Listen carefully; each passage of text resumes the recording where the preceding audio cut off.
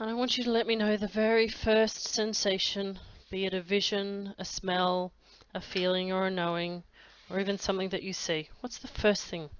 Yeah, it's a busy city street, a bus. I see a city bus.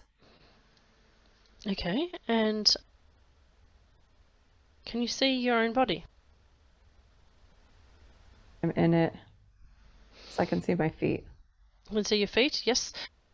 Shoes? No. Shoes, they're white, like I'm a Mm-hmm. nurse, like a nurse.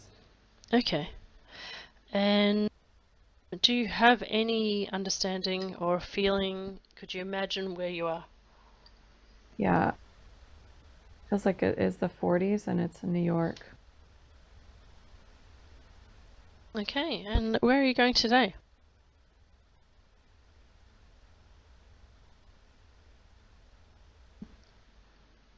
Should I if I'm going to work or coming back? I think I'm going to work. Okay. And how old are you? So 23. 23. And if you could imagine your name, what's your name? Like I heard it's like Maribel. I think it's like Maribel. Okay. And we'll call you Mirabelle for now, and yourself, past life selves, can correct us during the session if we need to. So I want you to ask Mirabelle to let us know how she's feeling about today. How is That's she? Happy, sad? Marianne. Sorry. Marianne? It's alright. Um, Marianne, how are you feeling right now? just there's a feeling of enjoying the buzz of the city, but then this melancholy feeling underneath that, just general sadness. Okay. Why so sad? Seems like something didn't work out with a romantic partner.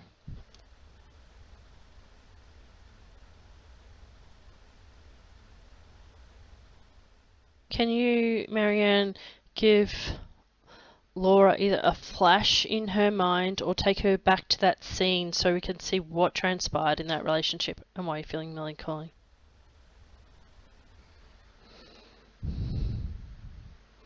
She's married. I'm married. She's married. Hmm. They got into a big fight. It's not what she was expecting. Almost like things changed after they got married. And she just feels like it's like hopeless. Okay. How specifically did it change after they get married? Are you talking about sex life? Are you talking about expectations? What was different?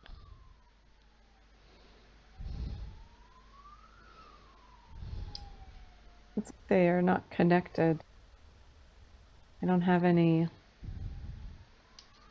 closeness. And why is that? What was this a marriage because your parents said so? A marriage because you evaluated him against a set of qualities that you expected you needed in a husband? Like, what's the missing gap there versus what you thought it would be like?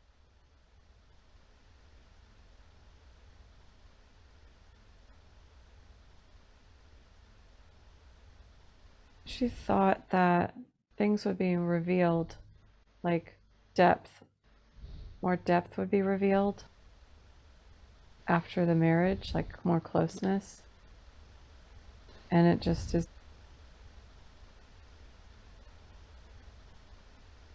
it's like he changed.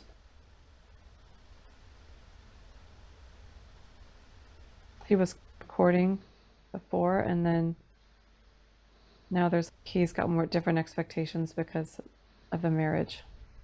Okay. So what was he like when he was courting? It's really charming, Mhm. paid a lot of attention to me. Mhm. I felt like the center of his world. Now he just goes about his work and expects me to do housework and make food, and I wanted to have kids, but now I don't because I don't. It's just going to be more work. I'm not sure he's really going to step up. Okay, and is he similar age as you?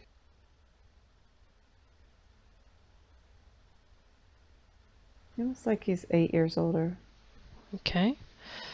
And did you get a sense of his name? Steve. Okay. But Steve seems to allow you to have a job, right? Is he humouring Yeah. you there, or does he generally happy for you to have a job?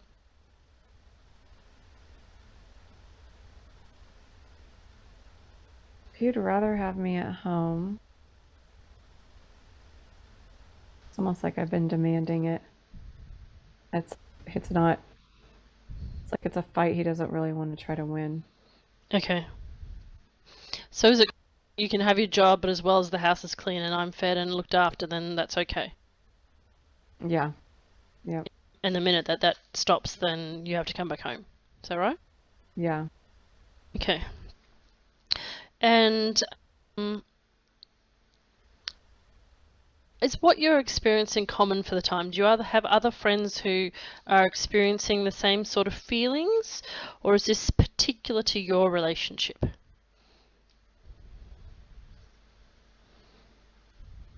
How do your other girlfriends feel about their marriages?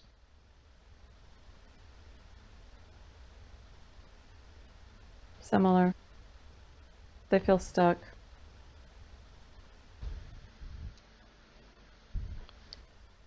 Any names of friends stick out to you?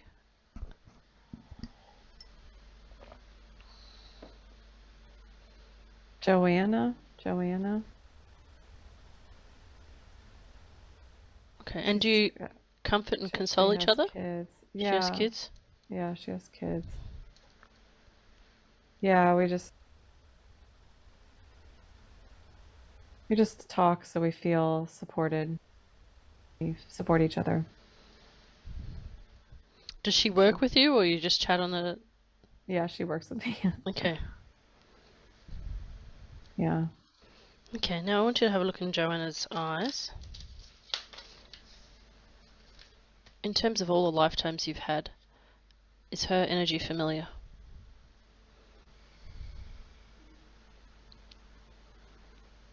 Yeah, I think it's Candy.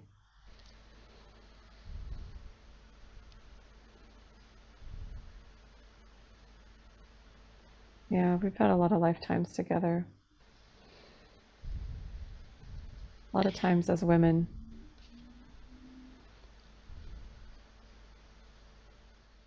Now, I want you to look in your husband's eyes.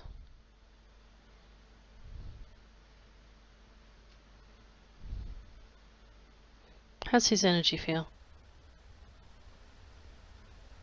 Really distant and far away. Like And vacuum. so is he familiar in terms of other lifetimes, or is he new to this lifetime?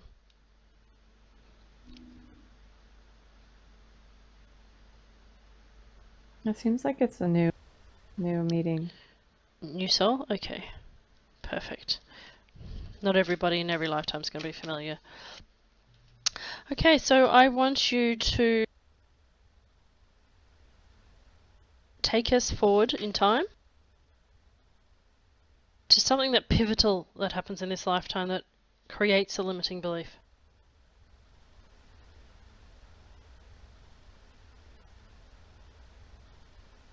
He dies.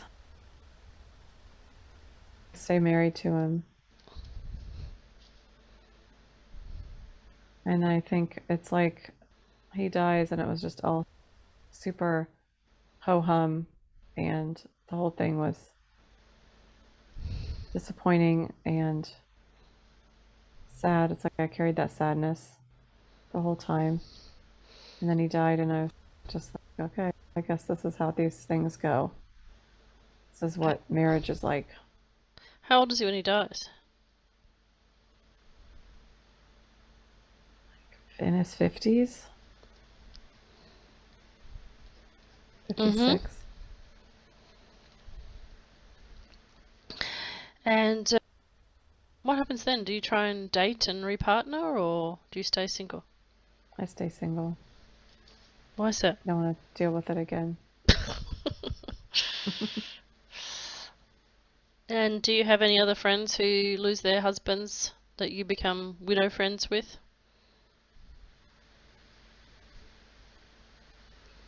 Yeah, Joanne. I think Mm. I help her with her kids. They're Okay. older, but I don't know. Maybe her husband died younger. I was helping her before. Her husband died earlier, but I was helping her Yeah. when I could. Okay. Now, what I want you to do now, please, is show us anything else that's pivotal in this lifetime. If there's not anything else pivotal, then let's go to the last day of your life. It was just showing me the joy I had with Joanne's kids. And playing and that enjoyment.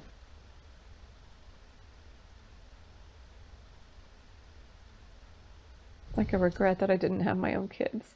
Okay. Let it out.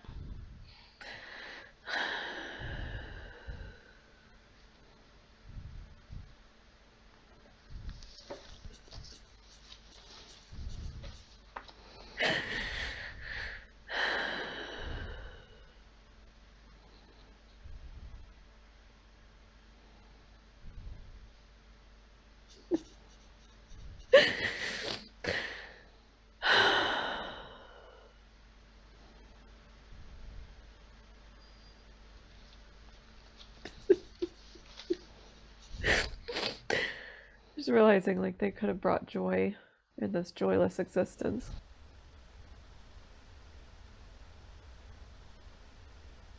Okay.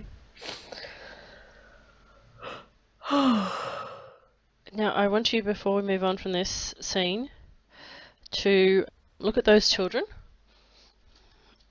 and I want you to receive a realization about the role that you played in their lives anyway. Even though you didn't have children, what is the feeling that those children had for you anyway? They really loved me. I really helped them a lot, and they just loved having another mom figure that wasn't their mom. Like an aunt. Yeah.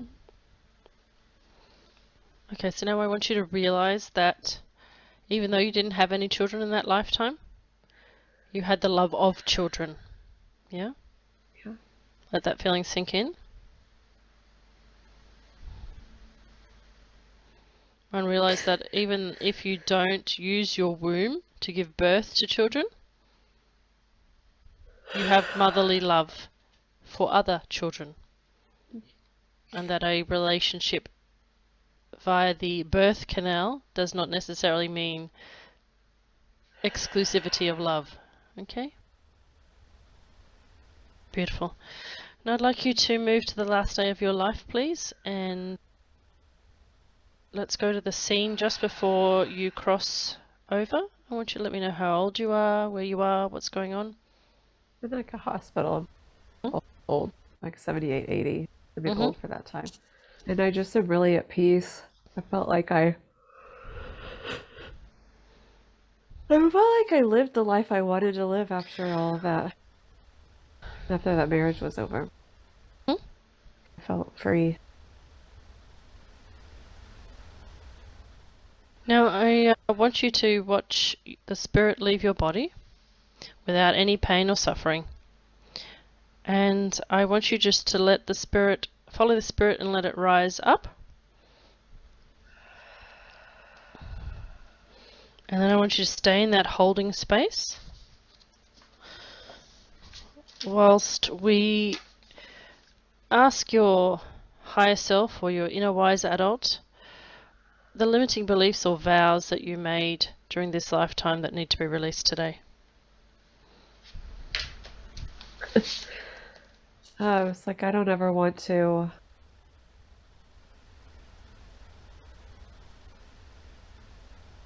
Let's say get married again, but I don't ever want to the words I'm actually hearing are get duped and Ooh.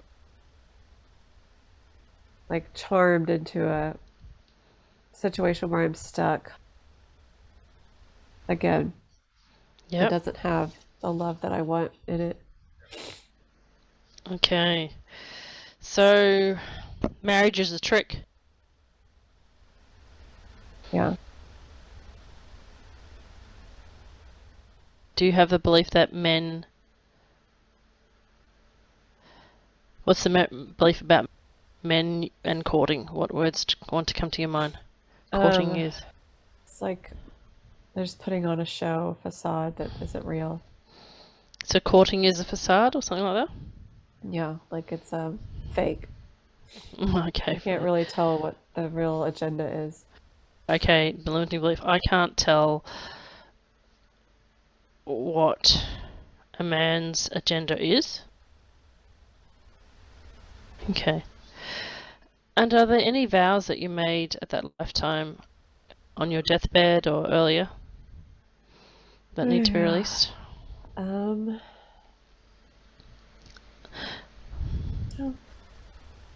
it seems like, hang on, like the end of the life, she was vowing to try it again.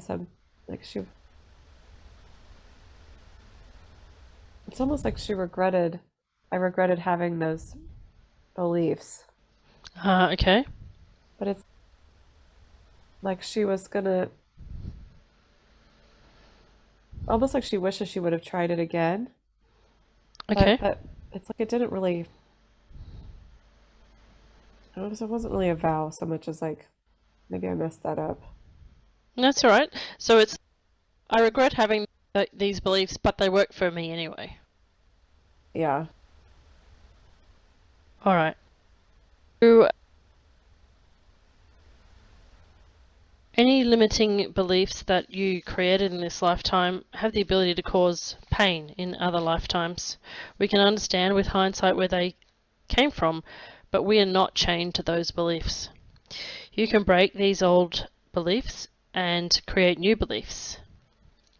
So if you are happy to say out loud after me, then we will break these beliefs now. Does it feel congruent with you to remove these beliefs? Yes. Okay, so say after me, I release any outdated vows I release any outdated vows or mental, emotional residues that were blocking that were blocking or slowing my path to true love. or slowing my path to true love.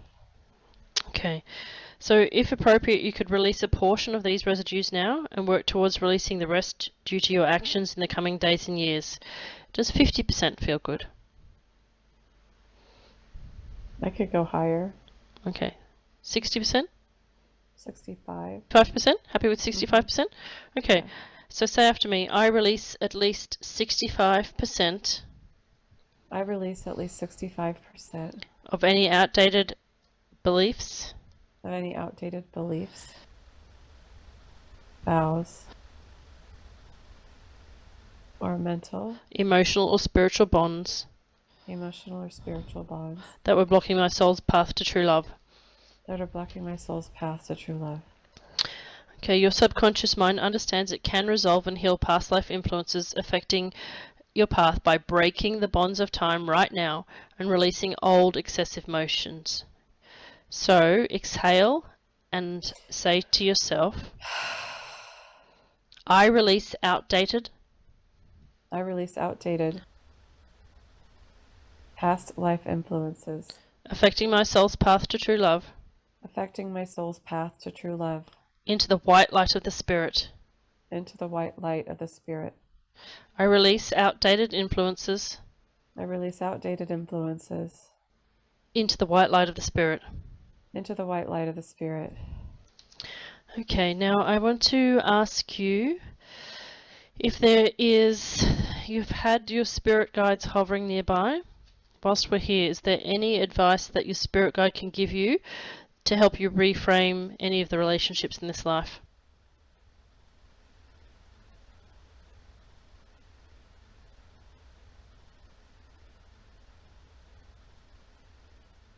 If there's not, we're complete, but just checking. Just showing the and the joy of the premarital relationship, Okay. enjoyment of that.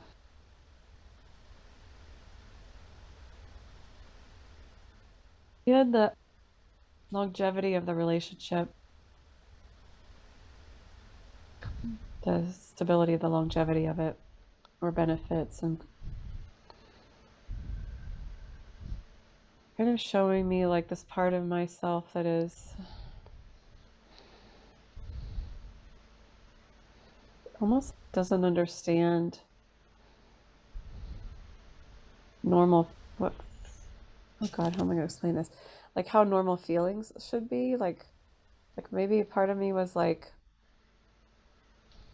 overly expecting this to be this like wondrous magical, like saying life is well, they're saying life is what you make out of it, but then they're saying like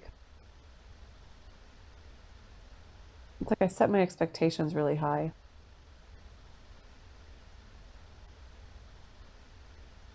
And that's part of just being young.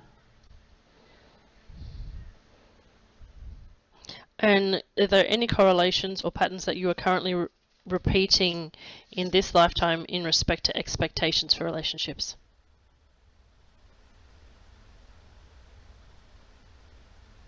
No, it's like the more of the fear of even getting started. Okay, the fear of even getting started. Okay. Like the expectation. Oh, it's very complicated. It's like the expectation.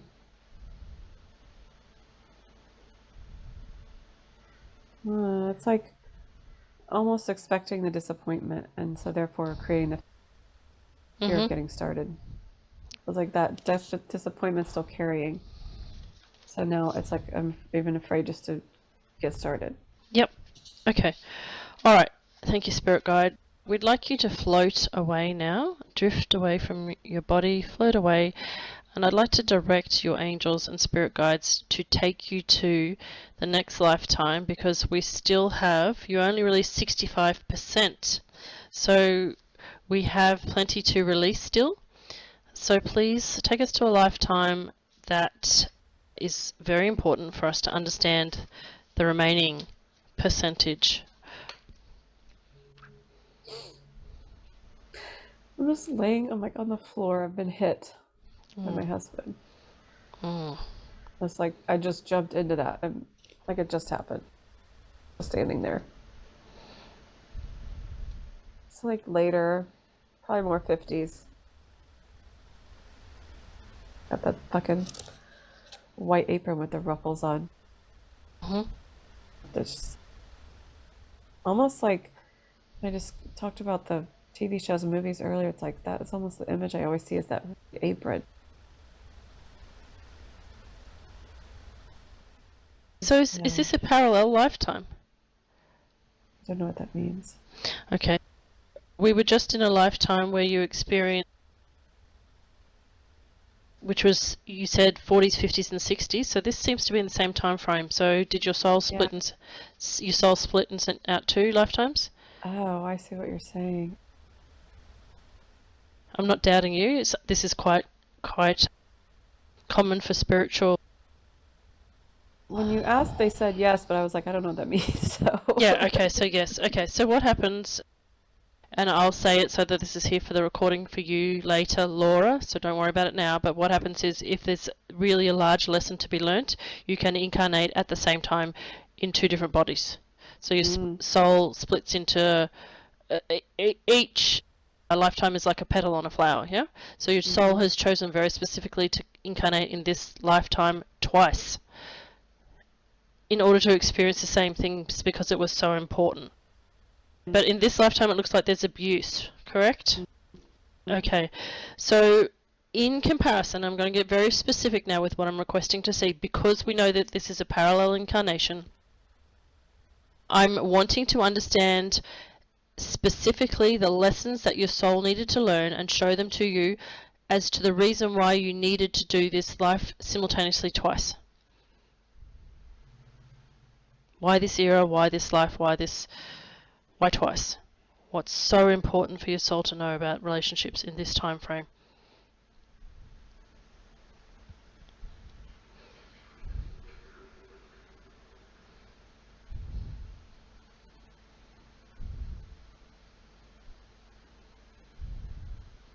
Oh, let me just start talking. They're saying it's like different levels of pain. Mm-hmm. Understanding the physical pain and the terror. Also understanding the absolute, there's actually nothing that wrong. Like the other one, the first one we started with, just he let me keep a job. It just wasn't, it's just blah. But that was also painful. So it's that there's just these different layers of pain.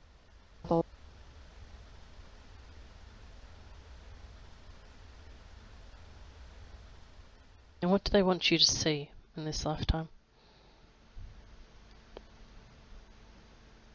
What is a key scene for your emotional release? I'm leaving the marriage. I didn't leave the other one. The pain was so great in this one. I was strong enough to leave. Like it's almost like the pain made me stronger. It's the dullness of the first one. It's almost like kept me in it because it wasn't bad enough. And then this was so bad. I had to get out.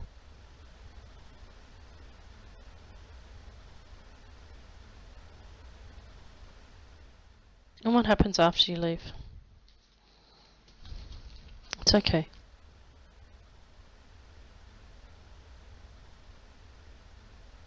I actually get remarried. Oh, that's nothing to cry about.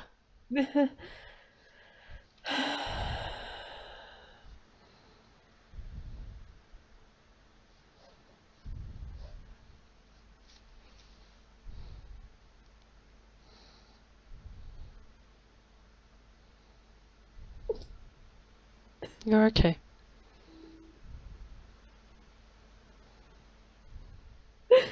And it started out the same. The first one was like the same kind of thing, like this mirage. So you attracted another abusive husband. You went back into the same situation.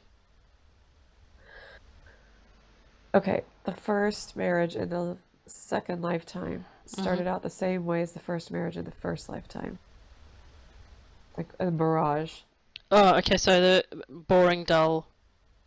It was like, no, charming. And I didn't, Okay. like, the abuse didn't come till after the marriage started. So it seemed good on the surface and like he was charming. Okay. And then it's like that facade thing was part of that first marriage. The second marriage, I don't know, let me see it. Second marriage, the guy, like the man I married wasn't charming at all. Oh, okay. So like really just safe. Oh, okay. It's like I knew it was safe because he just didn't have that kind of personality. So it was like very safe, and I felt content, but not necessarily just safe. It's like I wanted just the safety. So it was like a companion, but maybe not love, not really love, just a safe companion.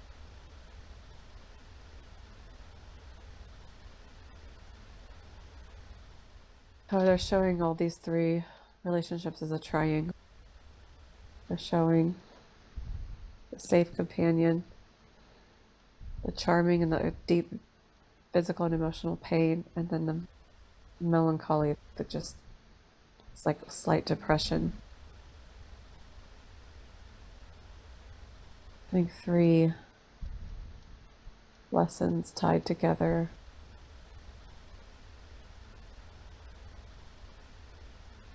Almost like my soul wanted to have those kinds of experiences, to check them off of just like a checklist.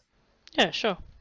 That's what we do. We create a checklist of things that the soul needs to experience, and then we choose the lives to dive on into to do this. Yeah, I did it. Well done. Is there anything else you need to see in this lifetime? No. Okay, so go to the final day of the life. I'm there in the hospital bed, but my second husband is there with me, holding my hand. He's very sad. Oh. I feel that he loves you more than you could love him, right? Yeah.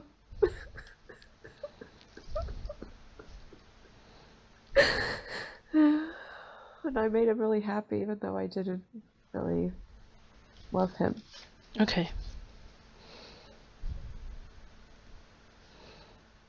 So I really want you to feel into the joy that you brought him. I know you're feeling pain and regret for not loving him, but it's not helpful to blame or shame yourself, okay?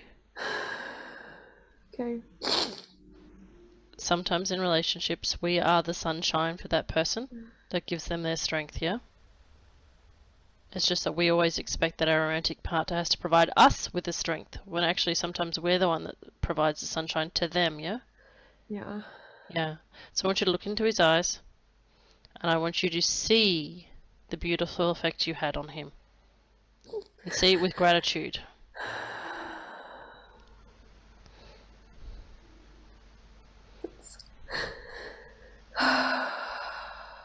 Can you transform your sadness into joy? Yeah, it's almost like it's so overwhelming that it's making me cry. Okay, that's alright. You're allowed to cry for happiness. I just really want you to lock in that feeling that a relationship doesn't have to provide you with a joy all the time, that you have this beautiful effect on people that provides them with joy. Just like the children, right? You provided them with joy. So what I want you to understand and be amazed by is the capacity of your soul to bring love to other people when they need it the most.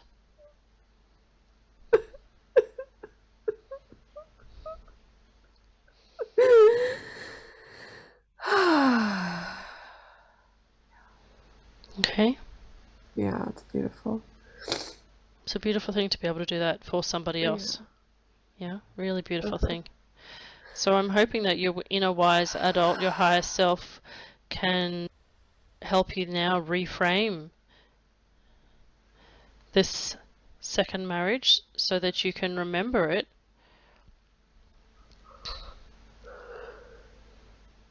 Yeah. in a different light. Yeah, I just brought him so much joy, and in return I got to just be safe and have a companion. And can you see now that that's not actually sacrificing anything, or you haven't lost out, or therefore it doesn't make it a bad relationship? Can you see how it was soothing to your soul? Yeah. Yeah. Relationships are allowed to simply be soothing to your soul. We don't need to have a Cinderella experience every time.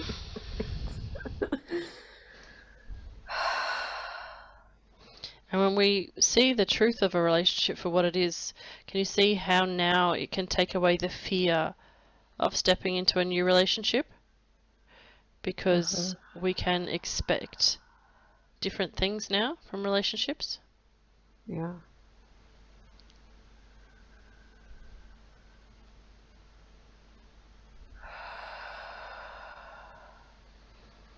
Okay. And This second husband of yours, do we need to know who he is, or is it immaterial? No, it's immaterial. Okay, perfect. Alright, I want you to float up above your body. Allow yourself to cross over without feeling any pain. And I want you to understand and release without needing to say them in detail. I'll say it for you because I know you're a little bit tired now. I release any outdated vows or mental emotional residues from this particular lifetime that were blocking or slowing my path towards true love. Now I'm going to ask you for the next number. I have a feeling it's a low number. What percentage of vows, limiting beliefs, are you able to release now? Is it 10%? 15. 15%? Yep. 15%. Okay, so I release, I'm saying this on your behalf, I release at least 15% of any outdated vows or mental, emotional, or spiritual bonds that were blocking my soul's path. Now I want you to say, I release these beliefs I release these beliefs into the white light of the Spirit. into the white light of the Spirit. I release outdated past life beliefs and influences I release outdated past life beliefs and influences of what a relationship needs to be of what a relationship needs to be and how it needs to fulfill me and how it needs to fulfill me into the white light of the Spirit. into the white light of the Spirit. Okay, now float away, and I want you to let me know. We've still got more to do, is my feeling. Is there another life that we need to go to?